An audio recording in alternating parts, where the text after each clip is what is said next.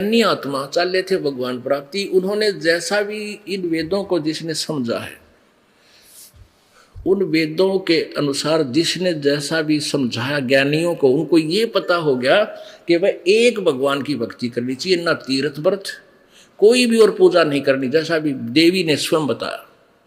और न ही इन पूजा के विषय में किसी वेद में अन्य उपासना जो हम करते हैं लोक वेद के आधार पर, और न ही गीता जी में कहीं वर्णन नहीं। गीता जी में सिर्फ ये कहा मेरा एक ओम मंत्र है, नथिंग एल्स, और उस परम अक्षर ब्रह्म का है ओम तत्सत।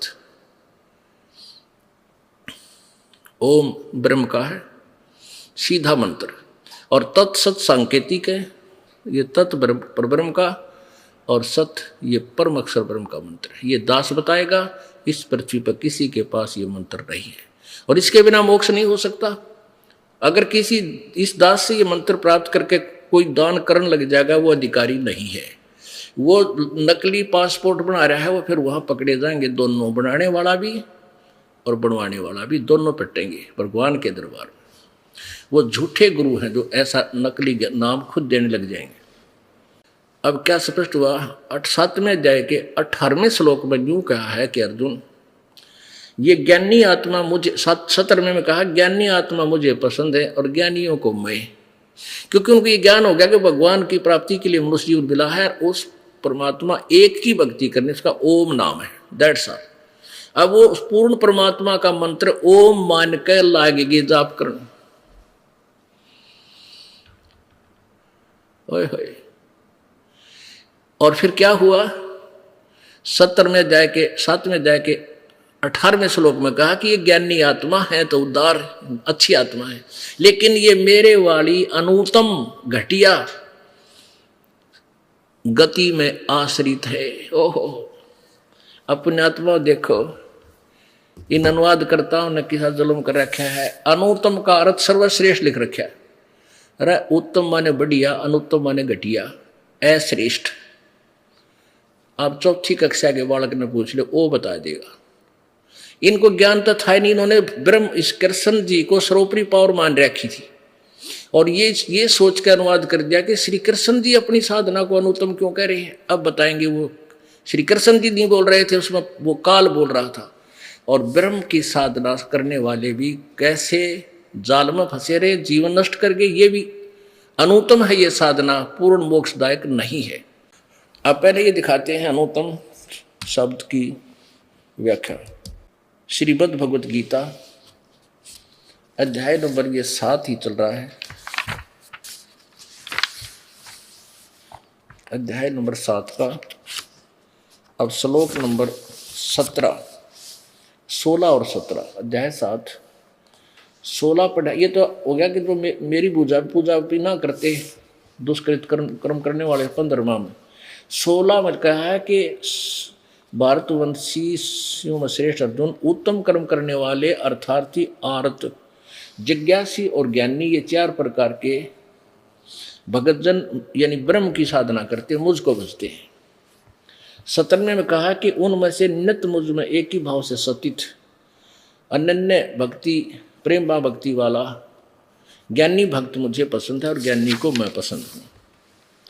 अति उत्तम है, क्योंकि वह मुझको तत्व से जानने वाला ज्ञानी को मैं अत्यंत प्रिय हूँ, और वह ज्ञानी मुझे प्रिय है, क्योंकि वो कहता है मेरी पूजा करता है इसलिए मुझे प्रिय। 18वें में कमाल कर दिया, उदारा सर्वे एव एते ज्ञानी तु आत्मा एव मे मतम। मेरे विचार में गीता ज्ञानदाता कहता है ये सभी ज्ञानी आत्मा है तो उदार नेक है। आस्तित सही युक्त आत्मा माम एव अनुतमाम गतिम।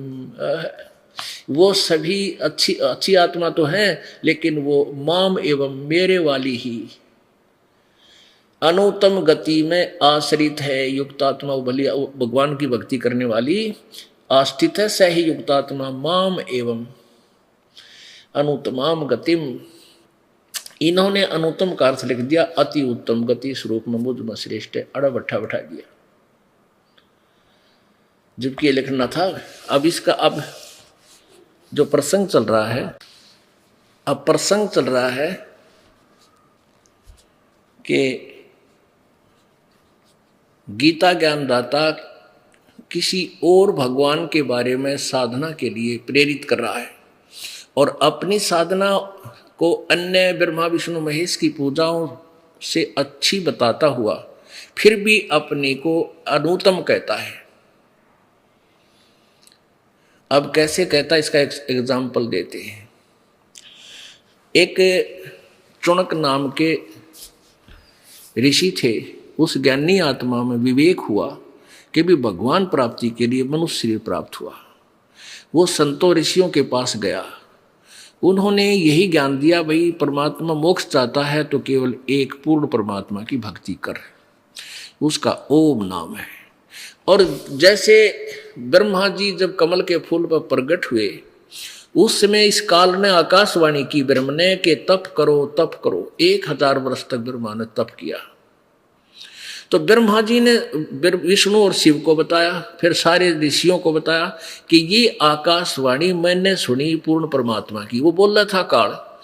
और फिर उसके बाद क्या हुआ कि पूर्ण परमेश्वर ने ये 5 वेद श्री इसमें काल भगवान में फीड कर दिए, इसको प्रेरित किया। फिर इसने 4 तो निकाल दिए, 4 वेद तो प्रकट कर दिए जो ब्रह्मा ने मिले, ब्रह्मा जी को मिले, और 5वां वेद नष्ट कर दिया जो कबीर परमेश्वर ने स्वयं आकर बताना पड़ा, जो कबीर वाणी है, सच्चिदानंद घन की वाणी। तो ब्रह्मा जी ने वेद तो 5-6 मिले, पहले वो आकाशवाणी सुन ली। अब वेदों का ज्ञान, उसमें ओम मंत्र और आकाशवाणी तप करो, ये परमात्मा की और वाणी मान के इन दोनों की खिचड़ी बना ली। ओम नाम का जाप करें और हठ योग तप करने लगे सारे। ये काल का जाल है, तपस्या करने वाला कभी सफल नहीं हो सकता। इसलिए परमेश्वर कबीर जी ने कहा कि सहज समाज लग बतावे, सो सतगुरु मन भावे। सहज समाधि है, काम करते करते भगवान के सिमरण में ध्यान रखे, that is meditation of the saints. ये हमारे भगवान संतों का ध्यान है, ये मेडिटेशन है। हठ योग करके 2-2 घंटे बैठा रहा, ये नहीं, या 20-20 हजार लाख वर्ष बैठ गए, उनने कुछ ना पाया, आखिर में ये गड़गे उल्टे सुलटे कर इनसे नहीं। तो उस टोनोक्रेसी ने इसी खिचड़ी ज्ञान के आधार से ओम नाम का जाप शुरू किया, फिर हठ योग करने लग गया, हजारों वर्षों तक तप किया। तो उसमें फिर ये सिद्धि आ गई, ये एटम बम बन जाते हैं, सिद्धि प्राप्त कर लेते हैं तपस्वी। फिर एक दूसरे के ऊपर उन तीरों को छोड़ते हैं, जो सबसे अच्छा तीर मार देता है, किसी का हानि गणी पहुंचा देता, वो फिर प्रसिद्ध हो जाता, दुनिया उसका पीछे लग जाती है, वो प्रभु पाक जाता, मैं ऋषि बन जाता है। वो तरह का जो अब चुनक ऋषि के पास सिद्धि गणी होगी। एक मान था चक्रवर्ती राजा था, उसने अपना घोड़ा छोड़ रखा था, इसने जो पकड़ लेगा उससे वो मेरे से युद्ध करे। अब क्योंकि समय का अभाव, शॉर्टकट में बताया गया था। तो उस ऋषि ने कहा उन सैनिकों से, जो घोड़ा घूम रहा था खाली, सैनिकों से सैनिक भी 7 हजारों की संख्या में, सैनिकों से पूछा भाई घोड़ा क्यों नहीं, इस पे बैठते क्यों नहीं? तो उन्होंने सारी कहानी बताई कि राजा मानधाता चक्रवर्ती का राजा है, घोड़ा है, इसको कोई नहीं बैठ सकता, इसने जो पकड़ देगा उसको राजा के साथ युद्ध करना पड़ेगा। और हम सारी पृथ्वी पर घूमे, किसी ने नहीं पकड़ा। अब राजा, उस ऋषि ने सोची राजा को तो अभिमान हो गया, इसको सीधा करना चाहिए। अब काल के करे है, इनको पहले तो एटम बम बनाओगा, गलत साधना करवा के, रिमोट फिर उस काल के हाथ में, प्रेरणा कर दी। अब ऋषि जी हो गया अकड़ गए तैयार। अच्छा, किसी में हिम्मत नहीं। वो राजा के सैनिक अभिमानी होते हैं, वो कहने लगे किसकी माँ ने दूध पिलाया है जो हमारे राजा की घोड़ा पकड़ दे, 72 करोड़ सेना है। तो ऋषि जी के उठी कुकड़ ने बोला भाई यदि मैं पकड़ लूं तो क्या होगा? तो सैनिक बोले रे कंगाल, तेरे दाने तक खाने की झोपड़ी में बैठा, और तेरी क्यों सात बोल दे रही है, तेरी क्यों सहमत आई है, और तू क्यों पंगा मोल ले पड़ा रह, बैठ जा दिशा से। तो ऋषि बोला भाई मन ने यो घोड़ा पकड़ दिया और कह दे तुम्हारे राजा को जाके मेरे से युद्ध कर ले। अब वो वापस चले गए, घोड़ा वहीं बांध दिए उसके वृक्ष के। वो तो बहाना ढूंढे थे, अगला इसके लिए बजा चखवा देंगे बादशाह से कह के। अब नमक मिर्च ला के राजा श्रृंगार दिया उन्हें। राजा ने क्या किया, 72 करोड़ सेना में से 18 करोड़ की एक टुकड़ी तैयार की, 4 पार्ट बना दिए 18 करोड़ के, और एक आदमी को मारने के लिए 18 करोड़ सेना का लाबड़दा भेज दिया। उधर से ऋषि ने क्या किया, अपने जीवन में जो कमाई करी थी वो 4 एटम बम बना दिए, सिद्धियों से 4 एटम बम बना दिए, 4 पुतली। एक पुतली छोड़ दी, उसने अनेक रूप बना धारण किए और सबके 18 करोड़ सेना को कत्लेआम कर दिया। तो कहने का भाव, राजा ने दूसरी टुकड़ी भेज दी, ऋषि ने फिर एटम बम दूसरा छोड़ दिया, 72 करोड़ सेना का नाश कर दिया। किसने? उस ज्ञानी आत्मा ने। और ज्ञानी था, गधा था होता है। बता, राजा अपनी काम कर रहे हैं, वो अपनी भक्ति कर रहा है, क्यों पंगे में बांध दिया, बैठा रहता बोल वाला, पर कार टेकन दे है। तो उसको इसलिए अनुत्तम कहा गीता ज्ञानदाता ने, मेरी साधना भी ठीक हो ना, यह भी उत्तम नहीं है, अनुत्तम है, अके जुल्म कर दिया। अब देखो, पुण्यात्मा कोई हथियार तो मार दे, और चाहे कोई भाई वचन शब्द शक्ति से मार दे, दोनों का पाप है। और यहाँ पुण्य और पाप दोनों के न्यारे न्यारे अकाउंट ओपन रहते हैं, दोनों का खाता अलग चलता है, पुण्य न्यारे लिखे जा हैं और पाप अलग। अब जैसी भी उस ऋषि ने तपस्या ओम नाम का जाप किया था, वो पुण्य न्यारे है, और ये 72 करोड़ सेना का नाश कर दिया, ये पाप न्यारे लिखती है। पहले तो इसको पुण्य देगा, स्वर्ग में देवता बनाओगा हैं, और फिर पृथ्वी का राजा बना देगा, और फिर इसने कुत्ता बनाओगा काल कर्मानुसार, और इसके अक्षर में कीड़े पड़ेंगे इस चुनक ऋषि के, और इसकी वह दुर्गति होगी, ये 72 करोड़ सेना जो मारी वो भोग भी भोगना होगा, और नरक में ठोका जाएगा। अब इसलिए गीता ज्ञानदाता कहता है कि मेरी साधना भी अनुत्तम है, घटिया है। और गीता जी अध्याय नंबर 7 के श्लोक नंबर 19 में बताया है कि बहुनाम जन्मानाम अंते ज्ञानवान माम प्रपद्यते। बहुत बहुत जन्मों के किसी एक अंत के जन्म में कोई ज्ञानी मेरी ब्रह्म तक की सक भक्ति करता ना, तो नीचे देवी देवता भैरो भूति नमटाली बजाए जाए, घंटी बजाता रहता है, मेरी पूजा दे एकादा करे को दे, और वो फिर इसी साधना। और कहते हैं वासुदेव सर्वमिति स महात्मा सुदुर्लभ है।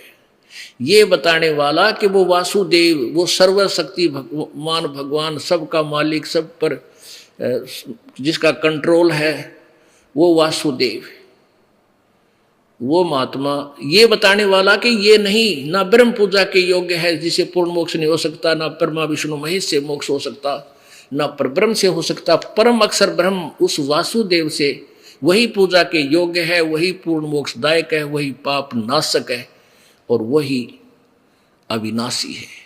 ये बताने वाला संत तो बड़ी मुश्किल से मिलेगा, अति दुर्लभ है, सुदुर्लभ है। बहुनाम जन्मानाम अंते, ये देखिए 7वां अध्याय का ये 18वां तो आपने पढ़ लिया। इन्हें अनुत्तम का अर्थ अति उत्तम कर रखे हैं, थरा गजब। ये बालक भी बताया दे, इस गलती ने था, 4ठी कक्षा का बच्चा। 19 में क्या लिखा है, बहुनाम जन्मानाम अंते ज्ञानवान माम प्रपद्यते। ओह, बहुत बहुत जन्मों के अंत के जन्म में कोई ज्ञानी, एकादा ज्ञानी मुझे मेरी भक्ति करता है। और वासुदेव सर्वम इति स महात्मा सुदुर्लभ है, ये बताने वाला कि ये कोई पूजा के योग नहीं, ना ब्रह्म ना परब्रह्म ना ब्रह्मा विष्णु महेश, वो वासुदेव सर्व परम अक्षर ब्रह्म ही पूजा के योग्य है। सर्वम यानी सब कुछ वही है, वासुदेव है सर्वम इति, बस यही, यह बताने वाला स महात्मा सुदुर्लभ, वो संत तो बड़ी मुश्किल से मिलेगा। इन्होंने अनुवाद गलत किया है। बहुत जन्मों के अंत में जन्म में तत्व ज्ञान को प्राप्त पुरुष सब कुछ वासुदेव ही इस प्रकार मुझको भजता है, वह महात्मा अत्यंत दुर्लभ है। नहीं, ये इन उठ पटांग करना था, जबकि मैं ज्ञान कह था ही नहीं। अपने आत्मा, ये कोई कृपा है भगवान की। ये बहुत बड़ा सिलेबस है, बहुत बड़ा पाठ्यक्रम है सदग्रंथों का।